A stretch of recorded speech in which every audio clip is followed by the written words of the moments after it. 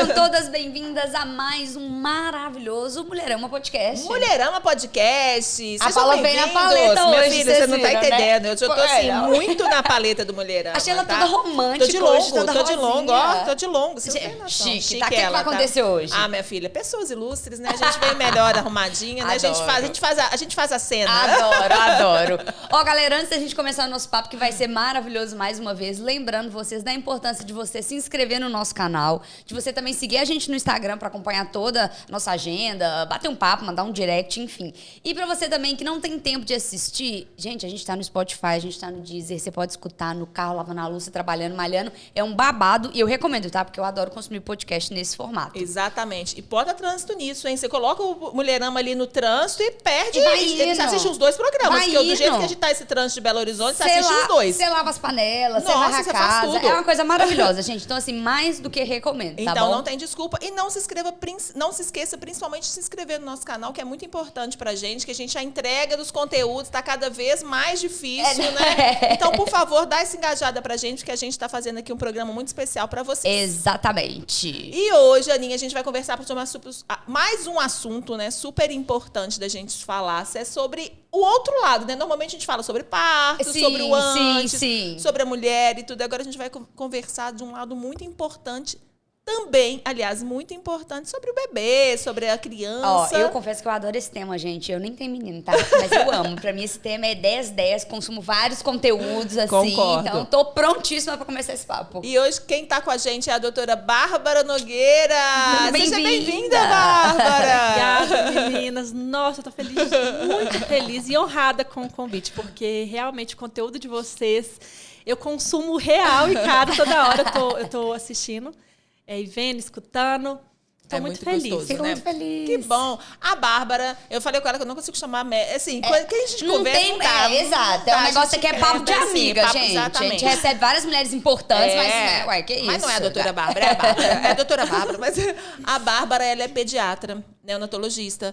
Ela também faz sala de parto, ela também está na UTI, enfim, ela está nessa ambiência da maternidade ali, principalmente dos primeiros 1000 dias, né, Bárbara? Que é um assunto muito importante da gente falar aqui, que a gente falou um pouquinho nos bastidores, que a gente fala muito, a gente pensa muito no filho, no pós, né? No depois de nascer, né? É sempre assim, né? Às vezes, a gente nem conhece o pediatra do nosso filho antes de nascer. Sim. A gente só pensa na criança mesmo depois do parto, né? Porque naquele vucu-vucu ali, você tá pensando no parto, na forma de nascer, no enxoval. Exato. Nas prioridades que você coloca ali. Mas a gente esquece realmente que o bebê uma hora vai nascer e que muita coisa vai acontecer depois, mas principalmente, né, acontece muita coisa antes, né, Bárbara? E a gente vai falar muito sobre isso, assim, sobre essa questão dessa importância da gente ter esse cuidado desses 1000 dias. O que são esses 1000 dias, Bárbara? Então, é exatamente isso. O bebê ele já existe. Eu falo que eu tenho muito forte dentro de mim, como se fosse uma missão mesmo, de ser a voz de quem ainda não pode falar. Legal. Né? Porque a mãe pode falar, o pai pode falar, a avó já fala antes do bebê nascer, a tia, todo mundo. E né? ou se fala, né? Mas e aí? O bebê ele não tem. Ele não tem voz, né? Assim, ele não tem voz. E aí quem fala por ele? Né? Porque ele já existe, né? O corpinho dele já está todo vapor. Sim. E os primeiros 1000 dias de vida fala justamente disso. Eu sou apaixonada por esse tema. Eu falo que na consulta de pré-natal, falo, pai, mãe, vocês podem esquecer tudo que eu falar, mas não esquece dos primeiros 1000 dias de vida. Esse conceito precioso, engraçado, porque poucas pessoas sabem disso. Eu sempre falo, se você já ouviu falar, a maioria fala não. Eu falo, como assim, gente? Já ouviu falar sobre enxoval, sobre a câmera que vai precisar, enfim, a babá eletrônica, mas e isso, né? Então, o que são os primeiros 1000 dias de vida? É o período da gestação, mais os primeiros 2 anos de vida do bebê. Se a gente somar tudo, dá mais ou menos 1000 dias de vida. Ah, entendi. E assim, por que isso é tão importante? Tem estudos que comprovam, tem até um ganhador de prêmio Nobel de Economia, que tem uma equação chamada equação de Heckman, onde ele comprova que a cada $1 investido na primeira infância, a gente tem 7 de retorno na vida adulta. Olha, que legal. E aí a gente pode falar um pouquinho sobre isso, mas assim, é para chamar a atenção do mundo para os primeiros 1000 dias de vida. Sim. Opa, calma aí, vamos voltar lá atrás, porque eu tenho muito isso eu acho que da forma que minha mãe me criou, assim, de acreditar que a maior empresa é a família, que tudo começa na família. Se a gente quer mudar o mundo, começa na família. Legal. Então, assim, o que é isso, né? E são 3 pilares: alimentação, afeto e estímulo. Tudo gira em torno disso, né? Que legal. O desenvolvimento do bebê, que a gente fala tanto, né? Eu falo assim, gente, o que a mãe mais gosta de saber depois que o bebê nasce, eu vejo exato, assim, como que eu faço pro meu bebê começar a engatinhar? Que dia que vai acontecer isso? Que horas vai acontecer Como aquilo? É Então, sempre assim, o que vem depois, né? É. Assim, quais são os próximos passos que vão acontecer, né? Esse desenvolvimento, a criança né, ela vai se desenvolver, ela vai cada vez mais ficar longe ali daquele cuidador primário, que na maioria das vezes é a mãe, né? Sim, sim. E para isso acontecer, essa base aqui tem que estar muito forte. Entendi. Porque senão vai crescer, ele vai se desenvolver e aí a gente vai gerar para o mundo que tipo de filho? Sim. Né? Então a base é muito importante. Sim, sim. E eu falo que quando eu começo a falar disso, parece que tô querendo vender um produto, gente, vem cá, porque faz isso aqui, vai dar lucro. Mas é mais do que isso, sabe? Isso é real, isso tem estudos comprovados. Então, quando eu falo de alimentação, nos primeiros 1000 dias de vida, tem a ver com o que a mãe come na gestação. Sim. Que a gente sabe que isso tem impacto. Vocês têm ideia que a partir de 18 semanas de vida, o cérebro do bebê está começando a desenvolver a todo vapor? Sim, sim. E que ele faz trilhões de conexões, sinapses, e que o adulto não consegue mais fazer isso, que de um grãozinho de areia, com 2 anos, tem uma criança que corre, que anda e que fala, uma criança com desenvolvimento típico. Então, assim, é um bull, assim, nunca mais a gente vai ter algo tão acelerado. Tem um documentário do Netflix que fala sobre isso, não tem? Isso. Que eles falam que se os bebês se desenvolvessem com a mesma velocidade que você se desenvolve nos 2 primeiros anos, a gente seria gigantes e superdotados. Porque Entendi. se mantesse essa velocidade, a gente não ia ser da forma que a gente é hoje. Tanto Legal. em estatura e intelecto, assim, né? Não sei. Deus é perfeito no que ele faz, assim. E essa janela de oportunidade é isso. E aí, você tem ali um ser humano ávido por tantas coisas, com trilhões ali, o corpo desenvolvendo a todo vapor. E aí, o que você vai fazer com isso? Você vai gastar tempo comprando enxoval? Claro que tudo é muito importante. Mas você vai gastar tempo trabalhando muito e vendo seu filho só depois que ele dormiu e sair antes dele trabalhar.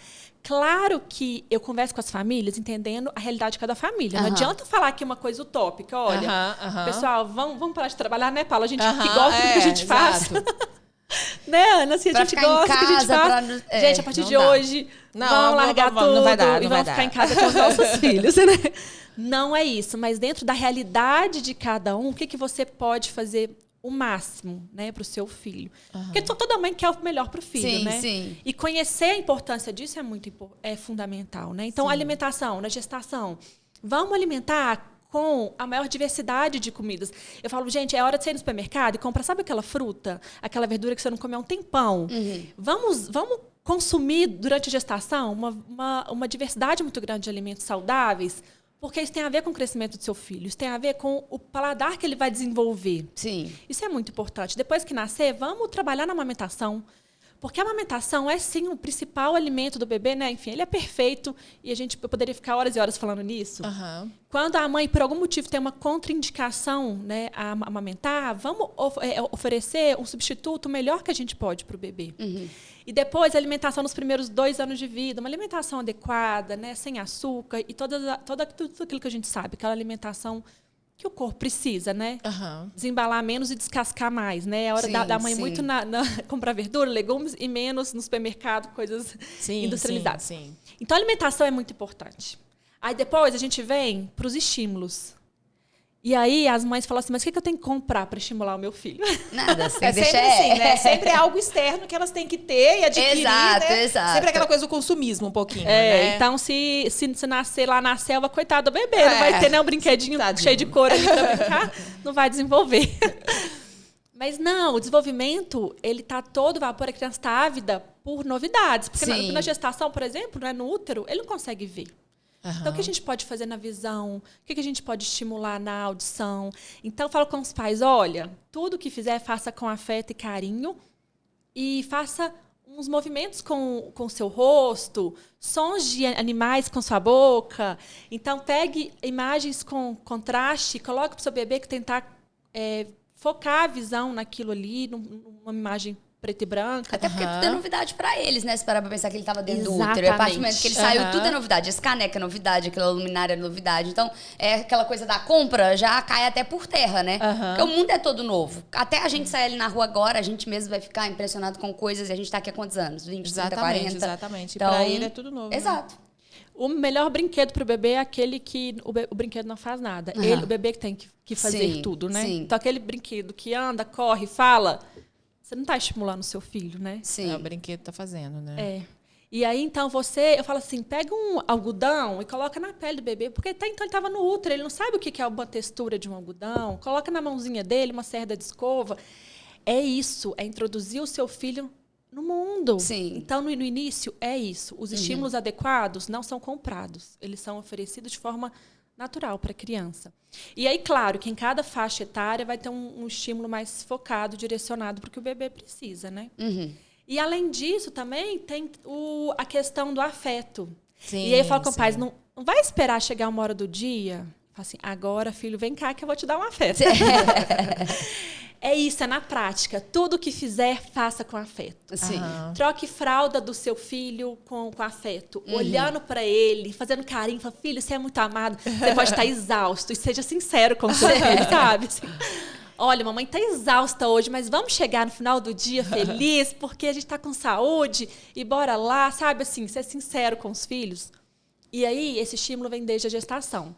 E é engraçado que uma vez meu irmão chegou lá em casa, minha filha tinha acabado de nascer, ele foi visitar, eu lembro direitinho. E aí ele falou assim, mas é isso só? A gente fala, mas não tem retorno nenhum, que coisa esquisita. Parece que é uma poupança, né? A gente dá e não vê nada na hora. Eu falei, exatamente isso. Essa poupança é lá na frente que a gente vai colher os frutos.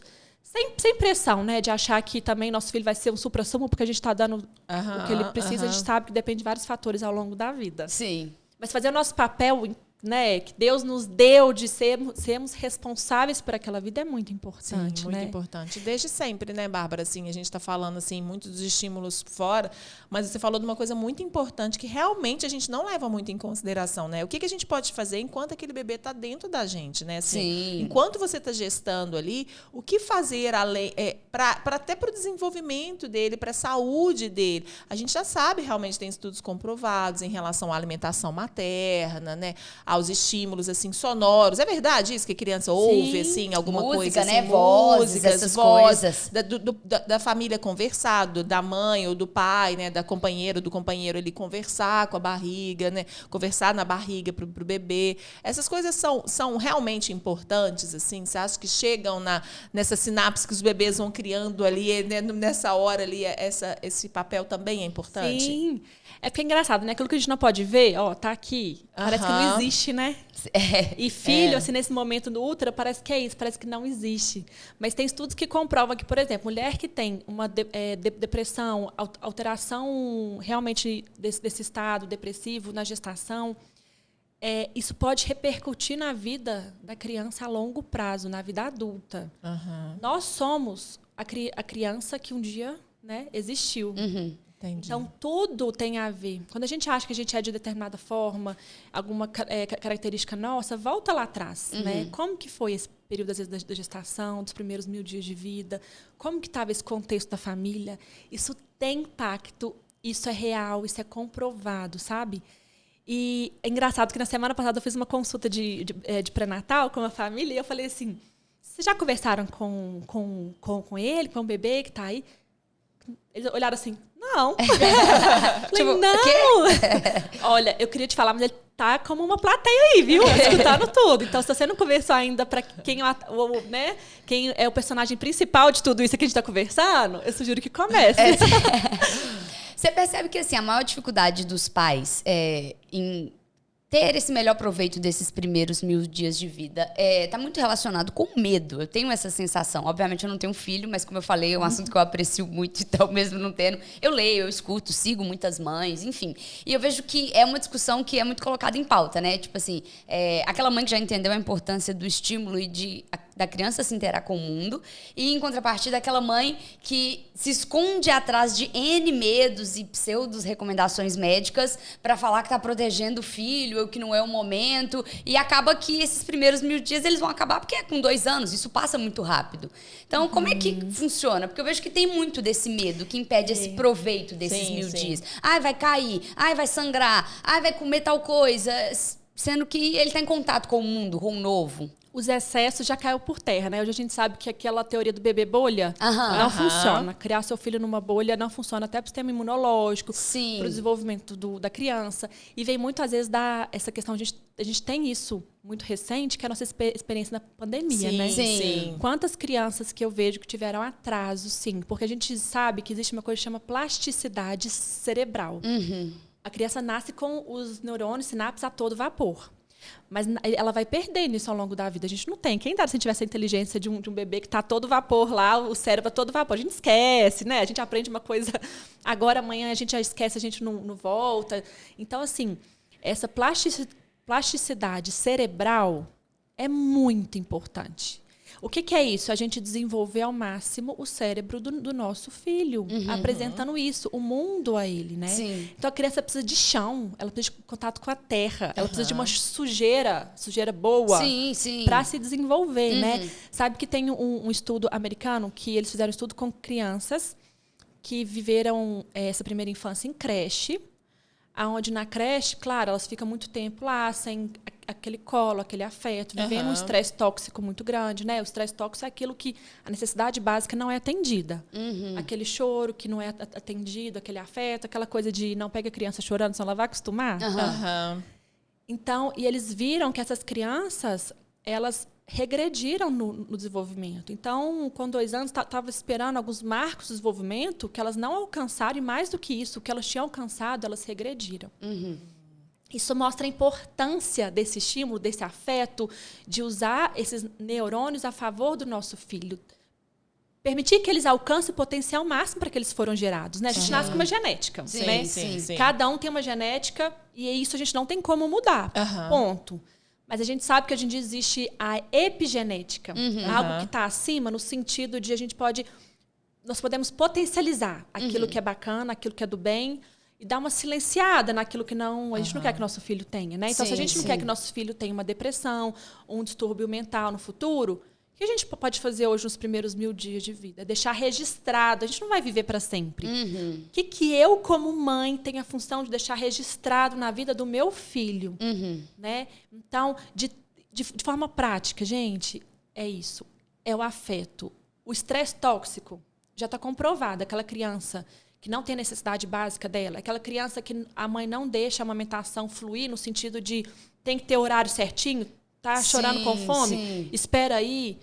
Então, assim, eles já mediram algumas substâncias no cérebro da criança submetidas a estresse tóxico que são deletérias, assim. Então, é muito importante esse afeto, esse cuidado, e não é demais. Nunca é demais. É isso, né? Eu acho que a gente veio de uma linha, assim, sei lá, não vou falar em muitos anos, há pouco tempo atrás, justamente isso, assim, que é o excesso do carinho, que o bebê podia dormir sozinho, que deixava chorar, e que o chorar não era... Sabe assim, a gente veio de extremos, eu acho, assim, da falta do afeto e do excesso do afeto. Mas eu acho que desses extremos, eu acho que afeto nunca é demais, gente. Eu ainda sou dessa vibe que eu acho que o afeto nunca é demais. E de tudo, é a coisa mais gratuita, assim, e mais, assim, espontânea que você pode fazer, assim. É lógico que a gente sabe que a alimentação, aí a gente vai para um fator social, financeiro, que é importante também, que a gente não pode dar essa... Até a amamentação, a gente sabe que isso também, né, Bárbara? Assim, a mãe tem que ter uma alimentação adequada para ela conseguir produzir um leite, enfim, a gente sabe que os fatores financeiros, sociais também influenciam de uma certa forma. Mas o afeto não, ele não é influenciado por aspecto social, financeiro, nenhum, né? Assim, É isso, É assim, gratuito, é né? gratuito. Eu não acho que, na demais, verdade, sabe? é tipo excesso de afeto, quando você fala, tipo, sei lá, vamos, sei lá, criar, aconteceu isso com a criança porque foi excesso de afeto, sei lá, carregou demais, ficou no colo demais, Que é ou que nesse falaram, sentido. Eu acho que é mais, tipo assim, a pessoa fala excesso de afeto, mas, na verdade, eu acho que a pessoa não sabe diferenciar o afeto e, às vezes, o ato de ensinar a criança. Isso. Que isso é fundamental. Tipo Sim, assim, perfeito. Tipo, não tem problema você quer, sei lá, você quer ficar com seu filho no colo o dia inteiro? Tudo bem, mas você está ensinando isso a ele, né? Então, eu não acho que depois você tem que falar, não, foi excesso de afeto. Não. Foi um concordo. ensinamento Concordo. que você escolheu fazer dessa forma. Meu filho só dorme na minha cama comigo. É excesso de afeto? Não acho que é excesso de afeto. Você ensinou ele errado e agora estão te colocando que foi excesso de afeto. Tipo, acho que são coisas diferentes, entendeu? Tem o estresse tóxico, que é isso. Olha, eu preciso de comer. Não, agora não. Eu preciso de colo. Não, agora não. Tem o estresse que a criança passa. Olha, a criança chora. Eu não quero tomar banho hoje, a criança está imunda. Eu não quero, sei o quê. Filho, você precisa de tomar banho. Explica para ele e faz a ação necessária. Isso vem você vai ensinar o seu filho a amadurecer de acordo com o que ele precisa de viver, né? Sim. Existe aquele estresse inevitável, uma queda. A criança cai e chora, ele tá no estresse. Sim. Cai, machuquei e tudo mais. E aí vem a mãe com aquele beijo milagroso, né? é o melhor remédio. Enfim, são estresses diferentes, entende? Sim. Não é privar, não tem como colocar nosso filho numa bolha, olha, não vai sofrer, eu vou dar colo, vou dar peito, eu vou fazer tudo porque ele não vai sofrer. Não é isso.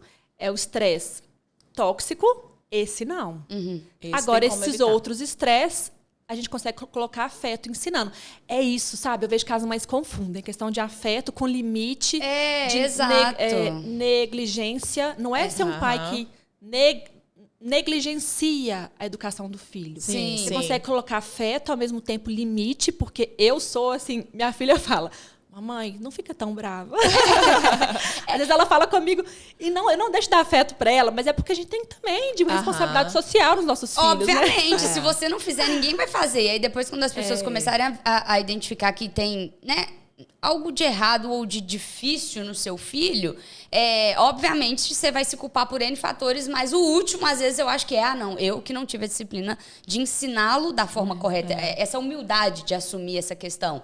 Né? Eu até estava vendo na sua bio que tem toda aquela questão do sono, que é o monstro das mães. Né? Exatamente. Agora você tocou na ferida. Entendeu? É o monstro das mães. Eu nem sou mãe pra saber que é o monstro das mães.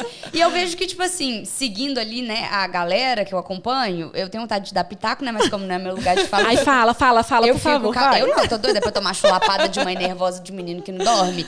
Mas, que tem muito disso, da não disciplina, né? A tal da rotina do sono. Isso é muito sobre ensinar o seu filho a dormir. São bons hábitos. E é isso, as pessoas confundem colocar bons hábitos em tudo na vida e o sono. Eu falo, porque se eu abrir meu WhatsApp aqui, eu já li uma mensagem ali de uma mãe. Meu filho não tá dormindo no máximo 10 minutos em cada soneca. O que eu faço? Socorro. Falei, não, daqui a pouco eu vou responder.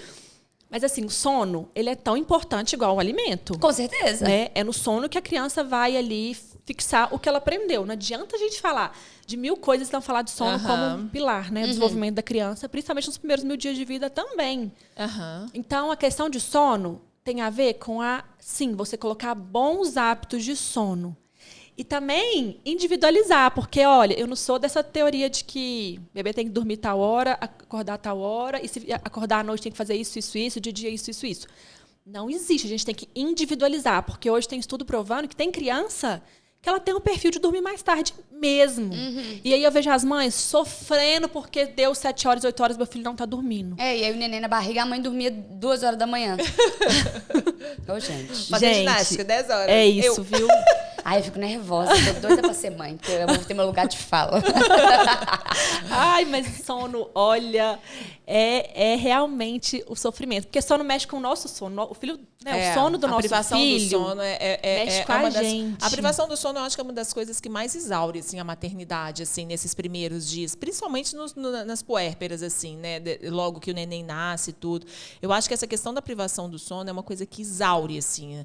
Você, principalmente as mães que trabalham, trabalham, por exemplo, assim. Eu lembro, Bárbara, eu lembro direitinho que eu dava aula de manhã. Nossa eu senhora. era professora de manhã. E Já aí, tô às imaginando vezes, já, perrengue. era tipo assim, acordava 3 horas e não dormia mais. E aí eu ficava imaginando, falava assim, caramba, 6h30 eu vou ter que trabalhar, vou ter que já estar... sofre, né? Eu já falava assim, cara, não vou dormir mais, sabe? Nunca mais eu vou dormir, sabe? É aquela coisa assim.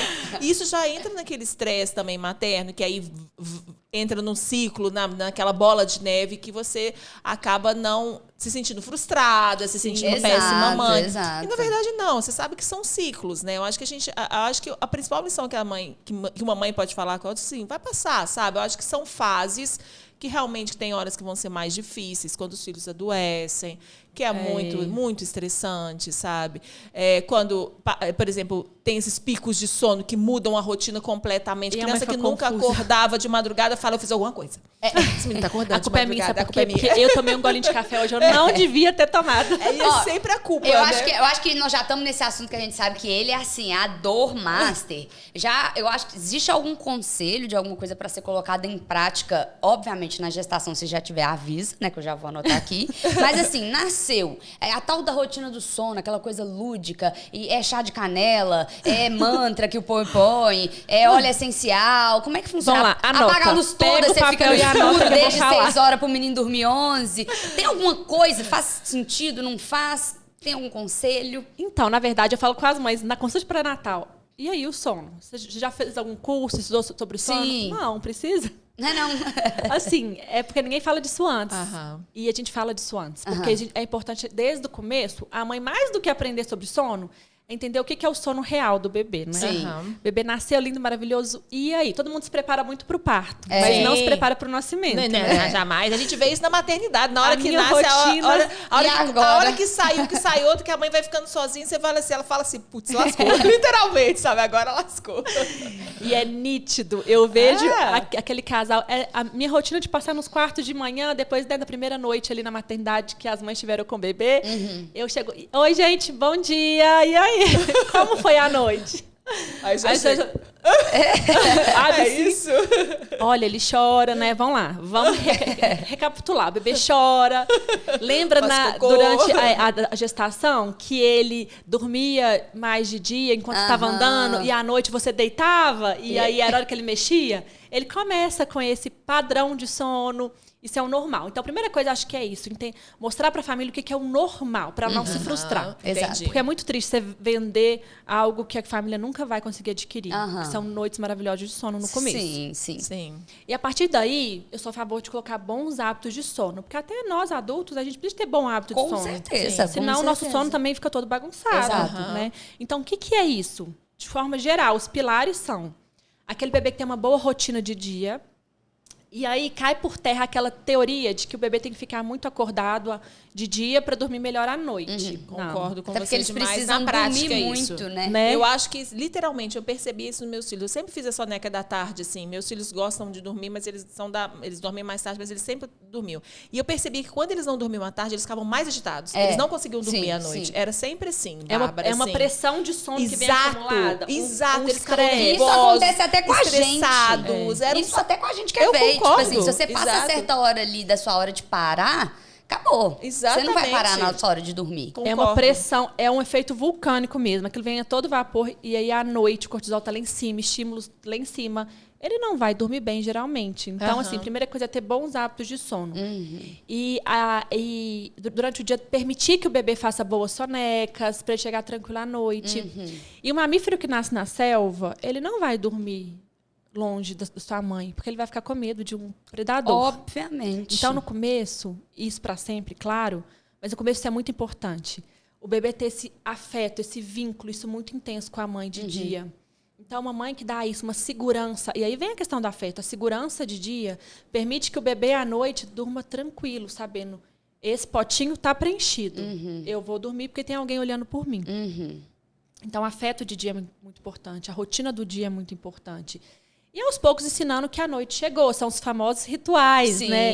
Aquilo de, vamos lá, o sol está indo embora, vamos escurecer um pouco a casa, diminuir o ruído, mostrar que a noite está chegando, para ele começar a diferenciar o que é dia, o que é noite. e dar um banhozinho, colocar uma música, ou então canta para o seu filho. Acho isso fantástico. E na prática eu fiz com a minha filha, eu falo, a minha filha sempre dormiu bem dentro do adequado para cada idade. Eu não vou falar que a minha filha desde o começo dormiu 12 horas à noite. Mas é isso, dormir bem para cada faixa etária.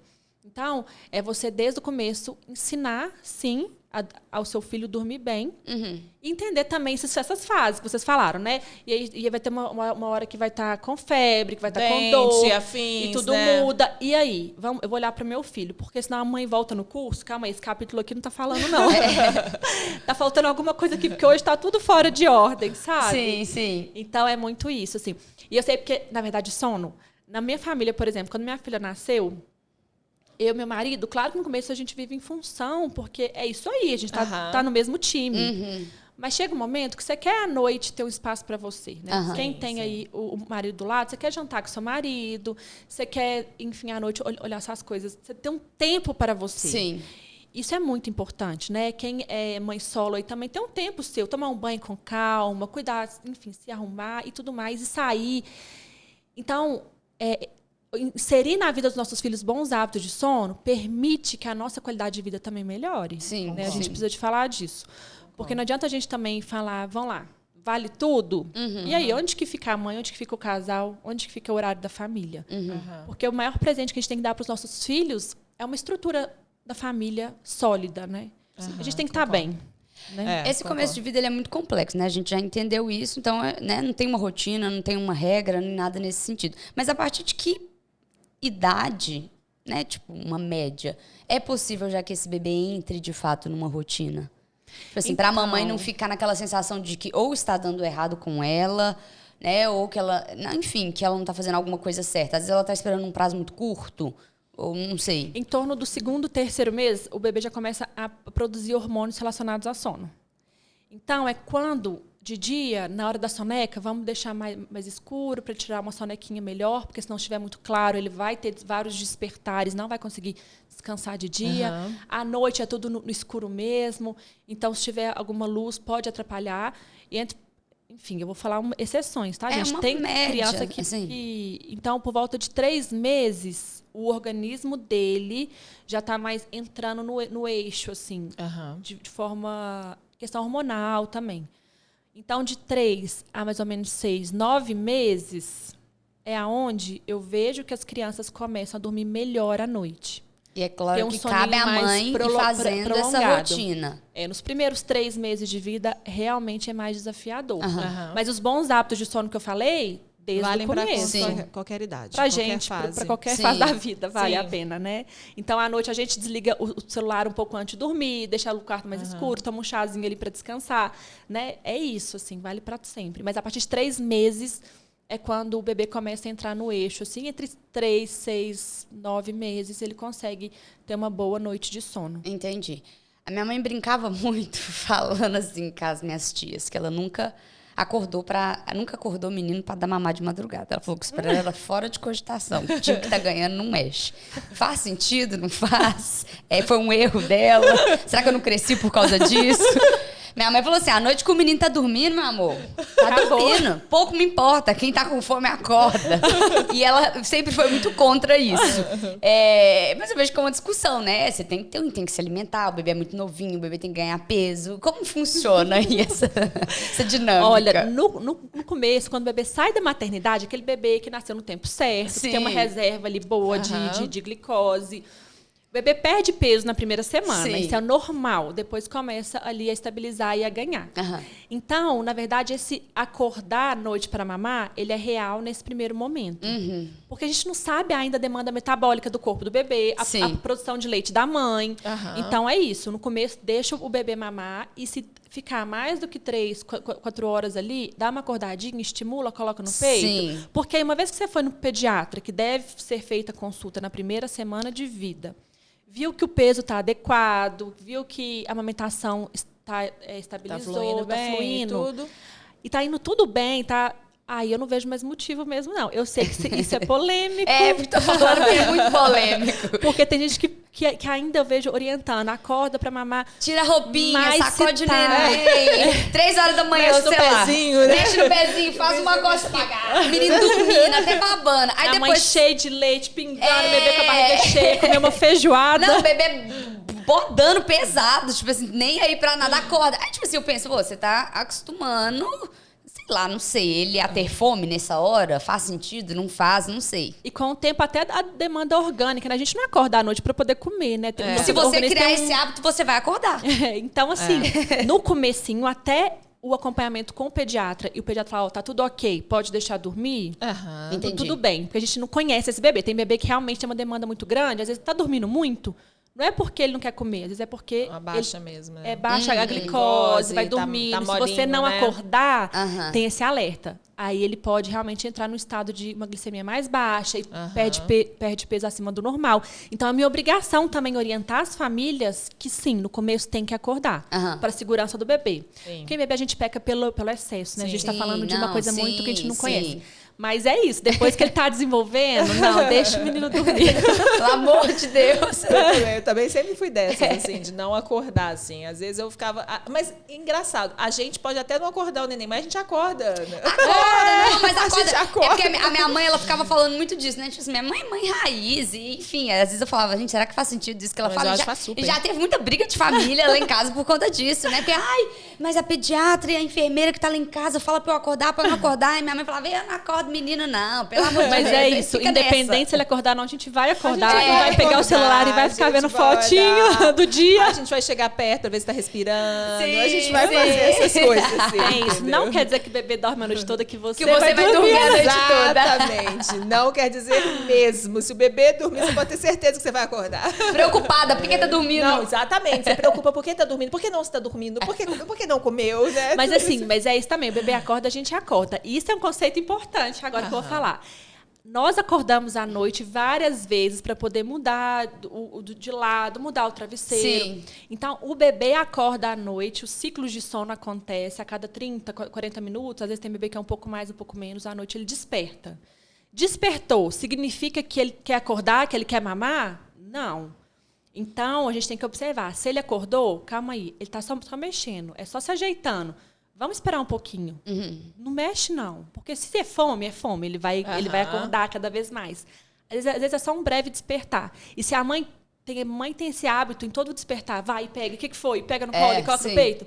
Você não deixa o seu filho emendar um ciclo de sono no outro.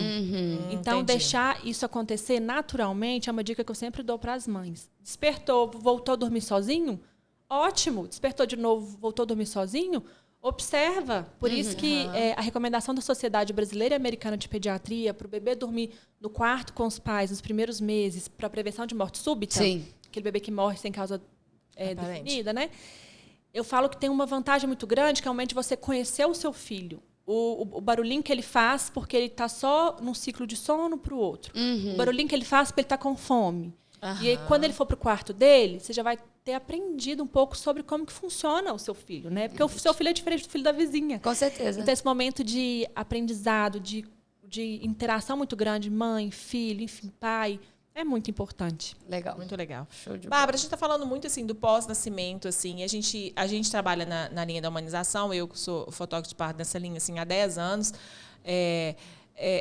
Eu venho percebendo também que as práticas médicas pediátricas, né, de sala de parto também mudaram muito ao longo desse tempo, assim, ao longo desses últimos 10 anos, sei lá. E principalmente eu percebo assim, ao longo desses últimos 5 anos, assim. Muito. Práticas médicas, assim, muito intensas. Por exemplo, em toda maternidade tinha o berçário. O neném nascia, oi, mãezinha, tá aqui seu bebezinho, e levava pro berçário, né? Assim, nas principais maternidades, em todas elas tinham, né? Quando eu era criança, eu achava o máximo. Porque eu podia Não ver era? Aquele todos. tanto de neném, assim, um do lado todo do mundo. Hoje eu outro. penso e falo que absurdo, gente. Tava Não todo era? mundo sem sua mãe e seu pai. Aquele tanto de neném, aquele tanto de enfermeira. E a mãe achava nem super sei. legal. Não, era ótimo. Aquele Gente, visor, que né? lindo. Todo mundo assistindo, né? Aquele tanto de bebê. Aquelas coisas mesmo de filme, né? Exato. Assim. E hoje a gente vê que não, né? Que a gente, assim, também, através de estudos... Lógico que tudo que a gente está falando é baseado em evidências científicas, de estudos, de pessoas renomadas que que tiram o seu tempo para fazer estudos relacionados a isso, e as práticas dentro da sala de parto mudaram muito, né? Essa importância do bebê nascer, da hora de ouro do bebê, assim, se está tudo bem com o bebê, esse bem-vindo, né? Você chegou no mundo. Da forma que a pediatra recebe, assim. É muito impactante, assim, o quanto mudou, sabe? É o tal, assim, os tapinhas na bunda para respirar, sabe? Assim, vamos receber. E, assim, o tanto que isso é impactante para o bebê, que eu percebo, e para a família.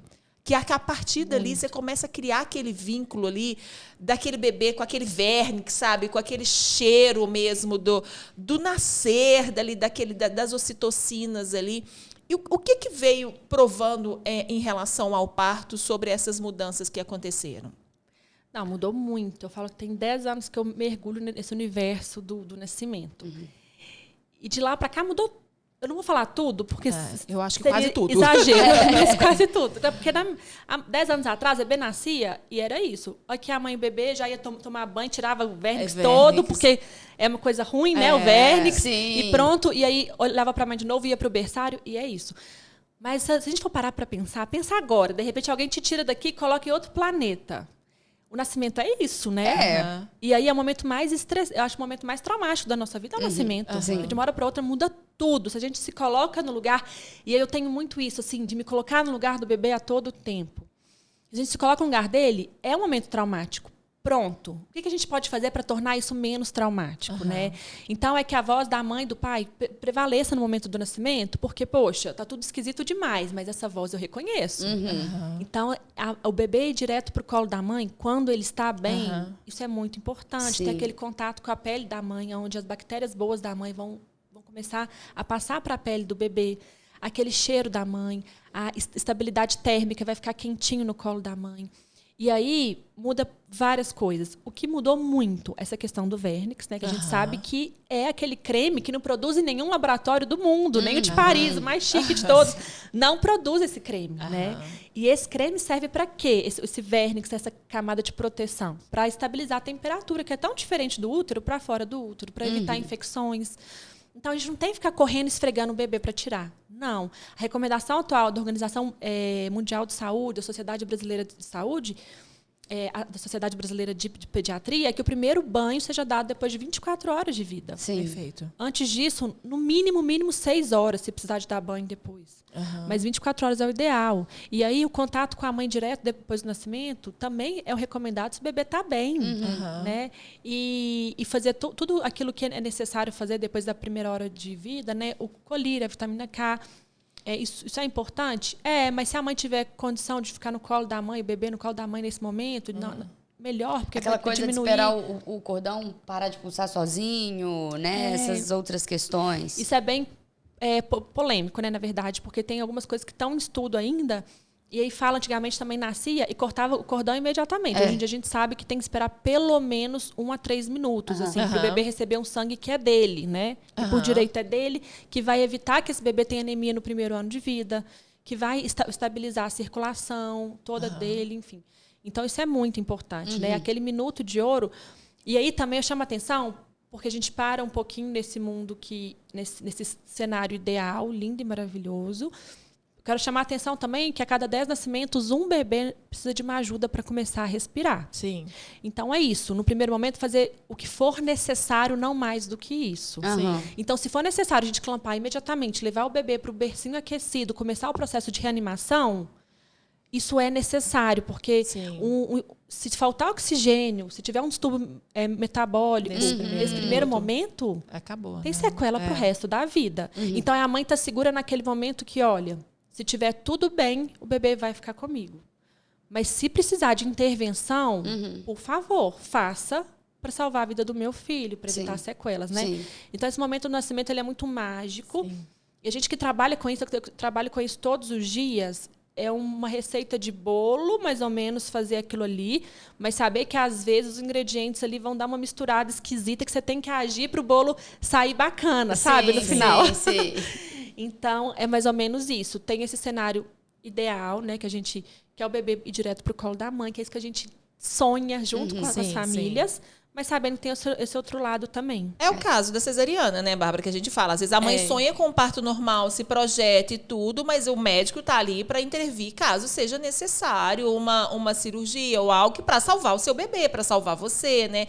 É em relação ao bebê também. A gente sonha, todo mundo sonha com aquele parto que o bebê vai nascer ótimo, mas a gente sabe realmente que eu acho que 1 em 10, né? Não é isso? 1 em 10 bebês, ele vai precisar de uma ajuda. Sim. E a pediatra tá ali na sala de parto justamente para isso. Por isso a importância desse profissional que estudou e tá ali para cuidar do seu bebê. Então a gente tem que pensar no todo, né? Assim, eu acho que esse avanço é mais para pra esse bebê saber, saudável, né? Tipo assim, esse avanço é mais para as centenas de mães que tiveram seus bebês saudáveis e não tinham conhecimento, né, de solicitar esse primeiro momento. Sim, porque aquele que precisa de intervenção sempre precisou, sempre vai precisar, e isso precisa ser feito. Acho que isso não tá em pauta. Mas aí a gente também não pode ir pro extremismo. É tipo assim, é isso que eu acho que a Bárbara também é importante saber, assim, do extremismo. Falar assim, não, pra que ela levou? Sabe? Então, assim, a gente não pode ir pro radicalismo, assim, será que mesmo que ele precisava? Sabe? Então, assim, a gente tem que entender a função de cada profissional ali. O pediatra, se naquele momento ele precisou clampar rápido o cordão,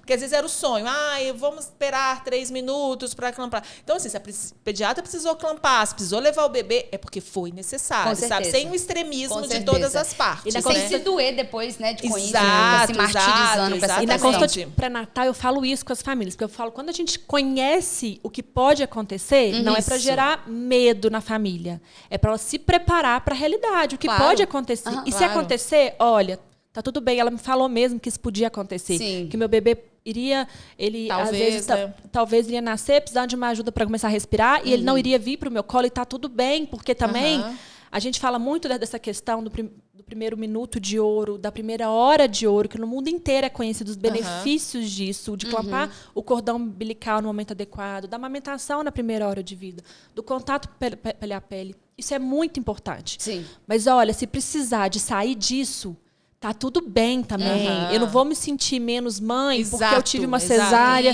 Porque os extremismos. Com certeza. É isso, eu acho isso, assim. Eu vejo realmente, assim, que mudou muito, radicalmente, Ana, assim, o que a gente vem falando, nem de 10, assim, dos últimos 5 anos, assim, a assistência da pediatria, assistência do bebê em relação à sala de parto. Então, assim, eu sei que quando o bebê não tá com a mãe, é porque realmente ele precisa estar ali. Porque aí as meninas medem saturação, aí vem toda a parte médica, né? Aí vem toda essa questão que elas estudaram para isso, obviamente, gente. E aí mede a saturação, o bebê fica mais aquecido ali no bercinho, porque talvez ele tenha aquela demanda, sabe? E aí as médicas ficam em cima ali, justamente para a gente preservar exatamente o que você está falando, né? Todas as coisas cognitivas, de oxigênio e tudo que são tão fundamentais nesses primeiros momentos do bebê também, né? Eu vou falar de uma coisa que você sabe falar muito bem, né, Paula? Sobre aquele bebê que nasce e vive minutos de vida, horas de vida. E aí, teve uma mãe recente que eu presenciei isso, eu estava com ela nesse momento, e ela falou, eu não sou mãe, eu nunca vou ser mãe, porque ela teve perdas anteriores. Eu falei, olha, você é mãe. Sim, exatamente. Não é o nosso filho vai viver os minutos, os segundos, os dias, as horas, os anos que Deus permitir que eles vivam. Por isso que eu defendo tantos bebês que já são vidas, só que ainda não nasceram. Então, olha, por isso que os primeiros 1000 dias de vida é tão importante esses dias. Sabe por quê? Porque a gente já pode oferecer afeto, carinho, estímulo, ainda na gestação. Sim, exato. Para que ao nascimento, se esse bebê viver alguns minutos, alguns segundos, ele tenha tido ali as semanas de vida na gestação, mas aquele momento após o nascimento, de forma afetuosa, carinhosa, melhor, respeitosa, né? Respeitosa. Eu acho que é isso. A gente tem que ter respeito acima de tudo, assim. Eu acho que a palavra do nascer, da medicina em relação a tudo, principalmente quando a gente fala de parto, a gente está falando agora de sala de parto, assim, é respeito, gente. É respeito com tudo. Com a história daquele bebê, com a história daquela família, do que aquele bebê veio a contar, né? A gente sabe que realmente acontecem situações de saúde, que o bebê não vai sobreviver, mas assim, o respeito. E o antes, né, Bá? Principalmente. O tanto tempo que esse bebê ficou Sim, na com barriga, o certeza. tanto de amor e de afeto que ele recebeu ali, o tanto de vínculos que foram criados, né? Assim, o tanto de conexões ali que foram criadas. Independente de qualquer Eu coisa. falo que mãe é mãe antes do resultado, Bárbara. Assim, que a gente já começa a se projetar. Eu acho que a Ana é mãe já há muito tempo, minha filha. Essa aqui. Eu vi mesmo o que você falou. Eu falei, gente, acho que ela é mãe, tá mentindo. Essa aqui já tá treinando com os pets. Eu gosto, viu, gente? Eu gosto. Eu confesso que indiretamente eu já faço o que a gente acaba instruindo, né? Que é você absorver informações sobre o que está por vir. É porque também não precisa de ser mãe. Você tem um sobrinho, você tem ali um vizinho, você tem uma criança. Mas eu acho que também vai da aptidão da mulher também, pelo ser infantil, entendeu? Então eu acho que pra mim é uma coisa que faz parte desde a minha infância. Eu brinquei de boneca a vida toda, era coisa que eu amava fazer. E eu fui trazendo isso pra minha vida, né? Então, com certeza tem mulheres que são de vivências diferentes e pra elas é uma coisa totalmente diferente. Eu entendo, tipo assim, ok. Cada um traz a sua história, né? Exato, mas a informação tá à disposição de todos, né? Então tem como você se preparar, né? Para aquilo que está por vir. Não adianta, engravidei agora e tô perdida, não sei o que fazer. Ok, você não sabe por uma escolha sua. Você não quis buscar essa informação enquanto você teve a oportunidade. Exato. Eu acho que hoje em dia a falta de informação não é uma desculpa para ninguém, né, gente? Vamos combinar? Exatamente. Vamos combinar. Não é. Eu falo que eu tenho um chamado realmente muito grande para poder trabalhar com isso, com o nascimento, com a vida. E aí, o meu objetivo não é fazer quantas salas de parto eu quero fazer ao longo da minha vida. Não é isso. Sim. Mas é impactar através de informações daquelas mães que não podem chegar até a mim, através da rede social. Sim, então, uma mãe perfeito. distante... eu não preciso de estar no nascimento daquela família, mas se a minha informação chegar até lá, a Ágape veio muito disso, desse sonho, sabe? Que junto com as meninas, a Mona, a Clara e a Aninha, a gente faz um trabalho de levar informação. Isso é o coração da Ágape, do nosso trabalho. Agora, se a gente vai estar presente ou não, isso é um detalhe, porque a rede social, isso é fantástico, né? Demais. Assim, você fala uma coisa aqui legal, e alguém de outro país assimila, assiste, faz diferença. E quando eu recebo mensagem, eu falei assim, nossa, você fez muita diferença no meu nascimento, mesmo não estando aqui. Sim. Acabou. O objetivo foi alcançado, sabe? E a mamãe tem muita dúvida, né, como um todo. Então é excelente ter trabalhos assim profissionais que entregam esse tipo de conteúdo, porque o Pitaco ele vende tudo quanto é canto, né? Exato. Então, que bom que tá vindo de alguém que estudou para isso, que tem conhecimento, que tem embasamento.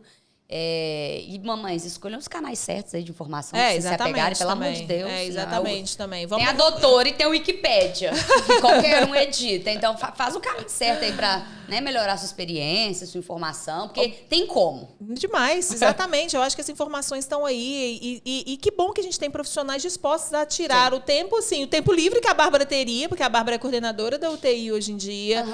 E a gente fala em relação à humanização até nisso, né, Bárbara? Assim, o quanto que o UTI mudou também, sabe? Que era uma coisa tão fria. Hoje em dia, a gente sabe que alguns bebezinhos prematuros. Teve uma... Eu não sei, Bárbara, assim, é uma visão minha, assim, de estar dentro de maternidade e registrando parto. Eu percebi que, pós-Covid, assim, muitos bebês nasceram prematuros. Assim, eu percebi que as coisas mudaram, assim. Algumas coisas mudaram. Os bebês estão querendo acelerar. Assim, muitos bebês nasceram prematuros e que com isso teve uma demanda grande de UTI e tudo. E o quanto essas mães também hoje em dia são acolhidas dentro da UTI, sabe? Assim, que elas podem estar mais tempo com o filho, sabe? Pequenas coisas que não se faziam antigamente. A gente está falando aqui de partos, que o bebê vai para o colo e tudo, mas a gente sabe que tem esses bebês prematuros, alguns bebês que necessitam. E que a gente tem que ter o olhar por essas mães também, por essas famílias que às vezes passam um dia, mas tem famílias que passam anos dentro da UTI com filhos, sabe?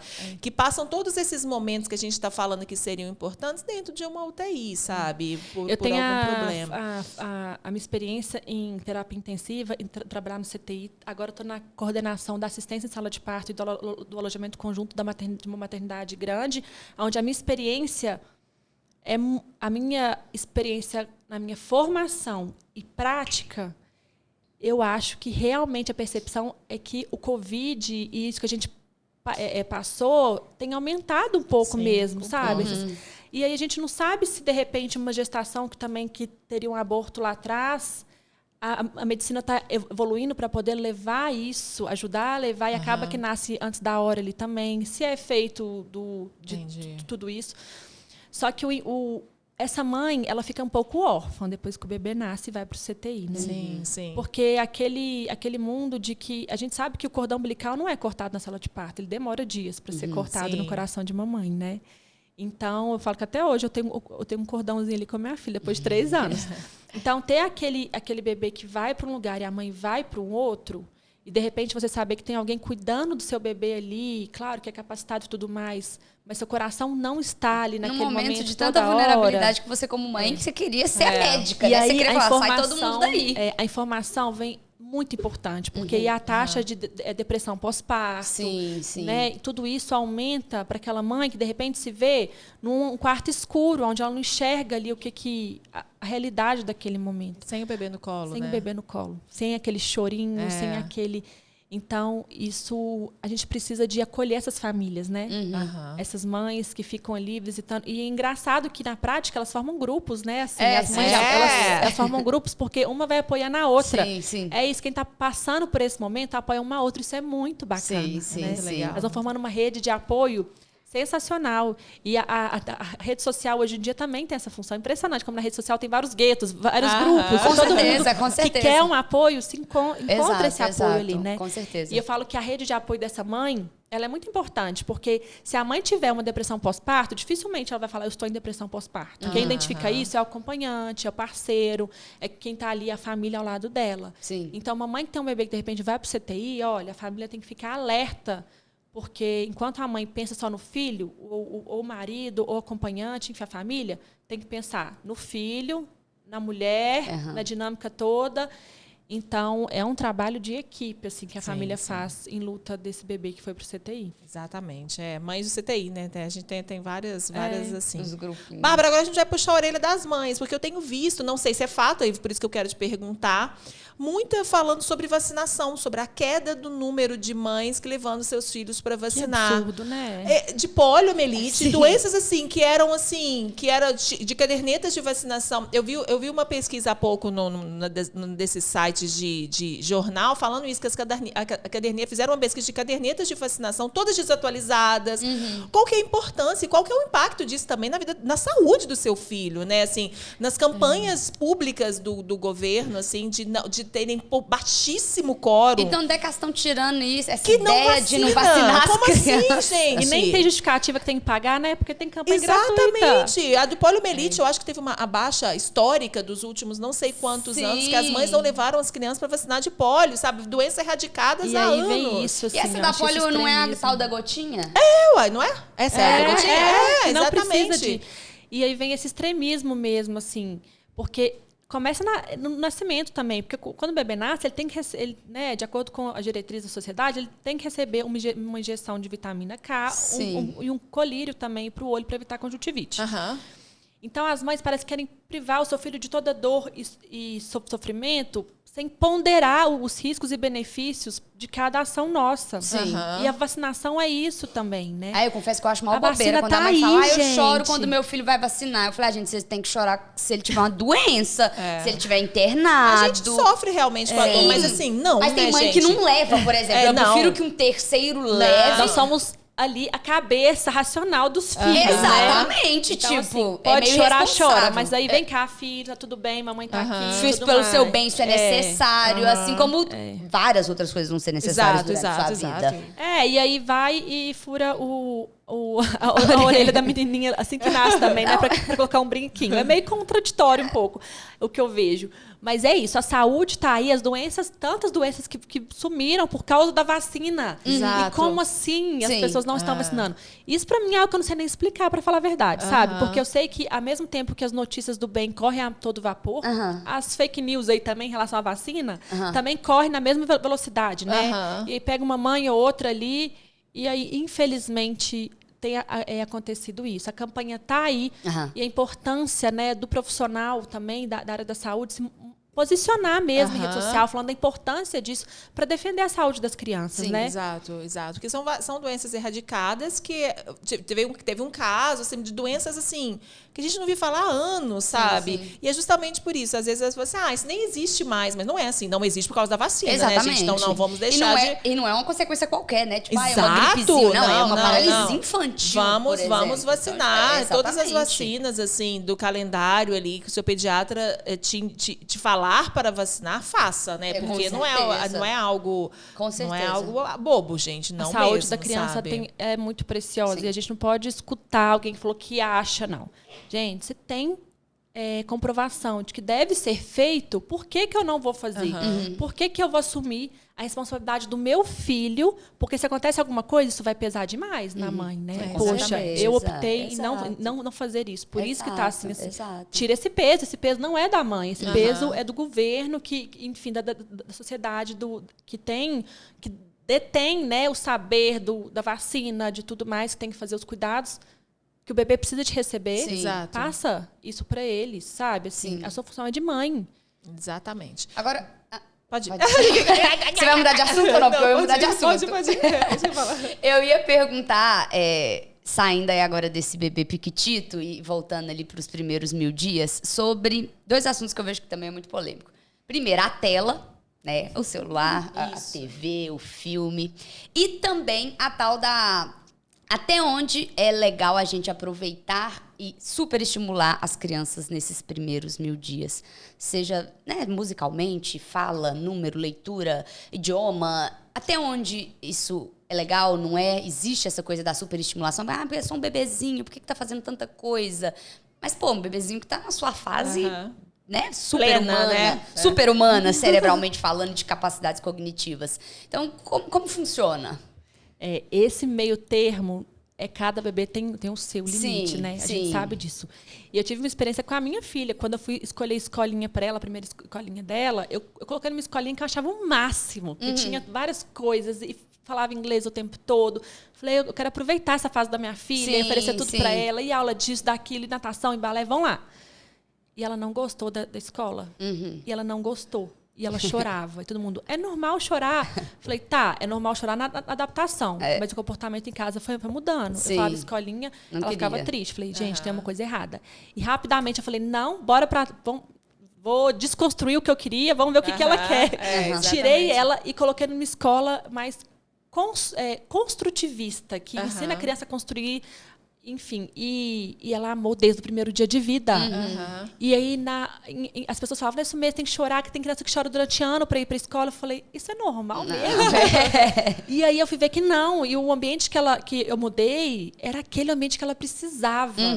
Onde o estímulo é feito de acordo com a idade dela, do que, enfim, uma coisa mais lúdica. E é isso. Cada bebê vai ter ali, a mãe tem que encontrar. Se, de repente, fazer uma aula só de música tá bom, ou se aquele bebê, uma aula de música, uma de natação, uma de futebol, vai estar legal também.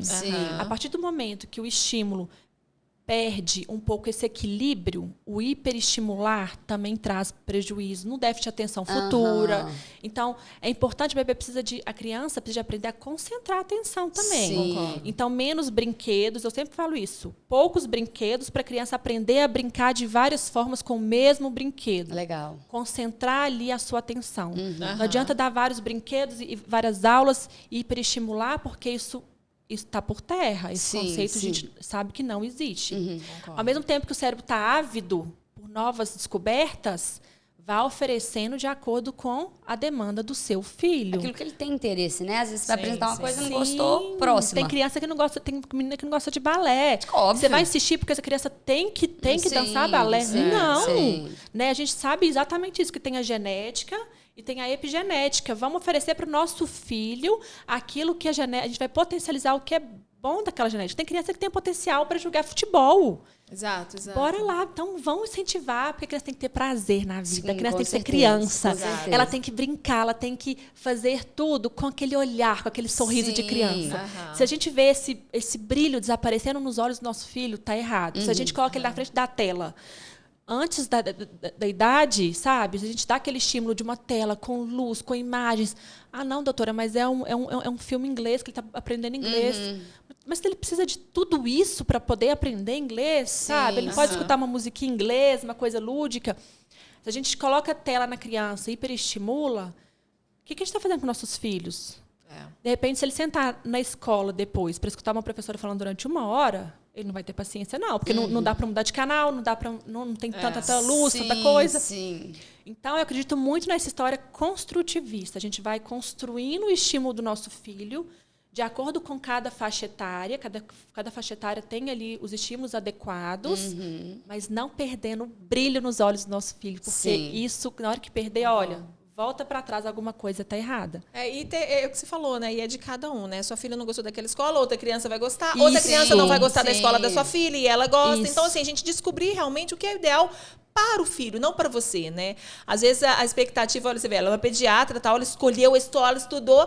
Não era, sabe? Não era aquilo, sabe? E assumir, olha, eu errei mesmo, eu queria ter estudado nessa escola, não é minha filha que quer, não. É exatamente isso. Muitas vezes é o que a gente espera, né? O que a gente quer, mas o que o seu filho quer, né? O que ele está esperando de você. Às vezes é muito menos, né? A gente traz para os nossos filhos algumas frustrações nossas. Com certeza, Isso é fato. Então, assim, anular um pouco, enxergar o nosso filho em sua totalidade, isso é fantástico. E a gente apresentar para os nossos filhos nos primeiros 1000 dias de vida, isso não tem preço. Com certeza. Perfeito. Ai, que delícia, gente. Não, muito bom gostoso. demais. Eu adoro esse papo, confesso. Ficaria Tem muita aqui. coisa pra gente falar, né? Muita coisa legal pra gente falar. Pessoal, as redes da Bárbara estão aqui. Doutora Bárbara Pediatra no Instagram, mas também tem a Ágape, que a gente deixou ao longo do programa passando aqui as redes da Ágape, que é a rede que eu acho que é muito importante. A gente já foi falado aqui, mas a gente enfatiza. Não procurar o pediatra somente depois que seu bebê nasce. Procura as meninas, marca uma consulta ainda na gestação para você tirar suas dúvidas, para você aprender mais. Assim, ó, a gente fez um papo aqui de 1 hora, olha quanta coisa, quanto aprendizado a gente teve, né?